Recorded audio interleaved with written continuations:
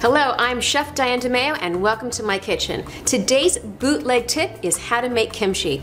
What is kimchi? It's a fermented cabbage, specifically Napa cabbage, but you can ferment any type of vegetable for kimchi. Super delicious, a little smelly, but easy to make. Napa cabbage, first thing that you have to do to make kimchi is you want to get this in salt. Why salt? Because salt does a couple of things. It actually dehydrates it, removes the water from it, and makes a stabilized environment so that the right bacteria can grow in it.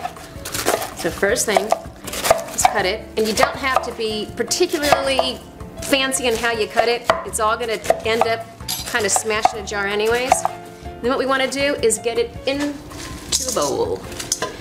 I use any type of salt. There's a lot of rumors about what salt not to use or what salt to use. I'm Korean. I grew up in a household.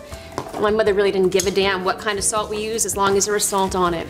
This takes about an hour for the water to be removed from the cabbage, and once that happens, we're going to drain it, squeeze it, and add all the other essential ingredients to the kimchi. It looks like I'm putting a lot of cabbage in here, and I really am, but once all the salt removes the water, it's gonna go down by at least a half, if not a quarter of the cabbage that's in here. So let's set this aside and give it an hour. It's been about an hour and my cabbage, as I said, has shrunk by half the volume. You just have to rinse it, squeeze out the water, and add the other ingredients. What are the other ingredients? We have garlic, lots of garlic. We love garlic. And garlic and kimchi, there's no other way to do it. Ginger, ginger goes in here as well. I use lots of ginger. And the essential key ingredient is Korean pepper flakes, coarse or fine. You can buy it in most Korean stores. They have two different types, different sizes. You need this to make kimchi, and I do mine vegetarian style or vegan style, where I don't add any type of baby shrimp or fish sauce to it, but you can add whatever you want to give it that extra kick. So let's get over to the sink, wash it out, then add the other ingredients. Cabbage is rinsed, squeezed out. I'm gonna add everything else. I like my kimchi spicy, so I'm gonna add a lot of red pepper. Ginger. You can actually put, you can put all of your ginger and garlic into a food processor so it comes out nicely minced. If you don't do that, you can easily chop it up. It doesn't matter. I don't suggest that you buy garlic that's already pre-cut because it always has such a nasty flavor, and that's just something that you don't want. Remember, lots of garlic, lots of ginger. Once all of this is in, I'm going to mix it.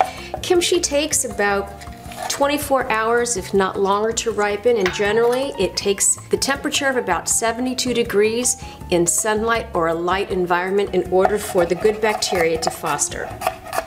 If you don't want it to ripen right away, then you want to keep it in your refrigerator or in a dark place. In Korea, we used to take big vats, kind of like ceramic, big bowls. Put kimchi in it, seal it really well, and dig a hole in the ground and bury it, and it would be fresh for months until you dug it up. And that's how we used to do it in Korea. All right, got all my garlic in. Mix it up. Ooh, that's hot. Okay. And as you see, nice color. This will ferment and be super tasty, fabulous. You can put this in a jar, but before you seal it, make sure that there's a piece of saran wrap over it and put a rubber band on it because it keeps all the oxygen out. And what that does is make sure that the bacteria that grows to ferment it is actually good bacteria that's like, it's good for your intestinal tract. It doesn't create bad anaerobic bacteria for you. Airtight, this stuff will explode on you once it starts to ferment. It will leak all over the place, so make sure there is a bowl underneath you and you're ready to go. This has been a bootleg tip on how to make kimchi, so tune in next week and you'll get another amazing bootleg tip without the red hand. See you soon.